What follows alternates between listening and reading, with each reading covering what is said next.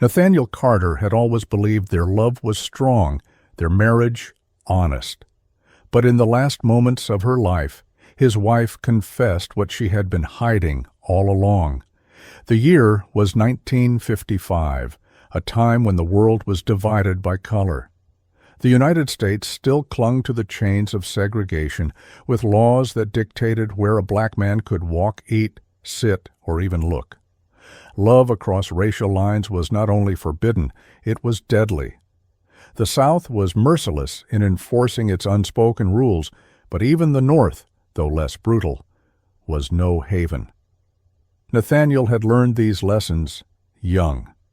Born into poverty in the small town of Wicklow, he had watched men like his father struggle beneath a system designed to keep them in their place. His father was a factory worker, his mother a weary woman who spent more time cleaning floors in white homes than she did in her own. Nathaniel worked from the moment he could stand, fixing cars alongside his uncles, learning the way engines breathed and groaned under the weight of labor. By 18, he had become a mechanic in Brookhaven, one of the few jobs where a black man could earn a living without having to bow to a white employer face to face. Nathaniel was tall and lean, his skin dark as polished mahogany. He carried himself with a quiet confidence that unsettled white men and intrigued white women, a dangerous combination in the world he lived in. He was careful, always careful, until Eleanor Whitmore. Eleanor had never known hunger. Born into a world of privilege, her days were shaped by silk dresses, grand expectations, and suffocating etiquette lessons. Her father, Henry Whitmore, was a man of influence, a businessman who measured wealth not just in money, but in power. He believed in bloodlines, in purity, in the unquestioned superiority of his kind. He had spent his life building a legacy and had every intention of passing it down unblemished. But Eleanor had never fit neatly into the mold of a Southern debutante. She was restless, always searching for something beyond the gilded cage of her upbringing. The night she met Nathaniel, she was 18. The air was thick with summer heat as she slipped into a dress deemed too bold, too revealing. The smell of whiskey and cigarette smoke clung to the dimly lit basement where music played, jazz, smooth and electric, curling through the air like a whispered act of defiance. It was one of the few places where the rigid lines of segregation blurred, if only for a few hours. Here, black and white youths shared glances they could never exchange in daylight, danced to rhythms forbidden outside these walls. Nathaniel saw her before she saw him. She was unlike the white women he had been warned about. There was no fear in her eyes, no hesitation when she met his gaze. Her blonde hair fell in soft waves, her blue eyes alight with something dangerous, curiosity, excitement, defiance. She asked his name. He hesitated. She smiled. And suddenly Nathaniel found himself speaking, his voice low and careful, as if testing the air between them. They talked for hours. She was fascinated by the world he came from, the way he thought, the way he saw the world. He was wary, yet drawn to her boldness. It was foolish. It was intoxicating. It was inevitable. The first time her father saw them together, it was a mistake. Nathaniel had been working late at the garage when Eleanor appeared at the edge of the doorway, bathed in the glow of a street lamp. His heart clenched.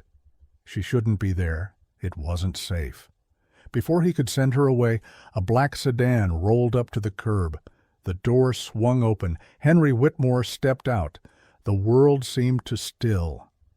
Nathaniel saw the moment realization dawned in the man's eyes, the way his expression twisted with fury, his body coiling with the kind of rage only white men had the privilege of expressing. Eleanor tried to speak. Her father silenced her with a glare cold enough to freeze the humid air. Without another word, he grabbed her by the arm and dragged her away. Nathaniel didn't move.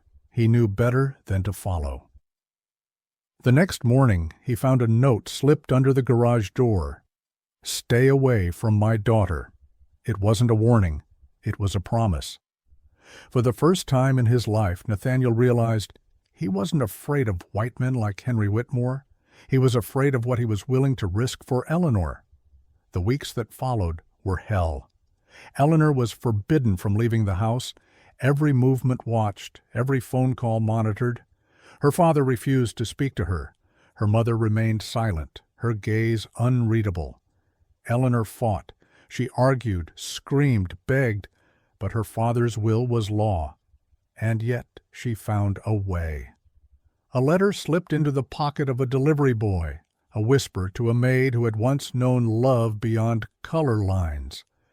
A meeting late at night, when the world was asleep. She found Nathaniel again, and this time she told him what they both already knew. Her father would never let them be together. But she had made her choice, and she had chosen him. They ran. Into the dark of night, with nothing but the clothes on their backs and the fire in their hearts, they fled. They had no way of knowing that the real danger had only just begun. They reached Westmont, a factory town in Illinois where mixed-race couples were rare but not illegal. It was no paradise, but at least no one looked twice at a white woman standing beside a black man. They married in a small church on the outskirts of town. No flowers, no music, no guests, only them, and the quiet exchange of vows spoken not for the world, but for each other. Years passed. They struggled, they endured, and then the first child came, Isaac, and with him, guilt. Eleanor held her newborn son, but her thoughts were elsewhere, on the child she had abandoned. At 17, she had been pregnant. Her family had hidden it. A quiet adoption had been arranged. She had barely held the boy before he was taken away. Now, holding Isaac, she wondered, was her first son out there, searching for her? Would he ever forgive her for forgetting him? She never told Nathaniel. She couldn't. But secrets have a way of poisoning everything, and in the final days of her life, the truth could no longer stay buried.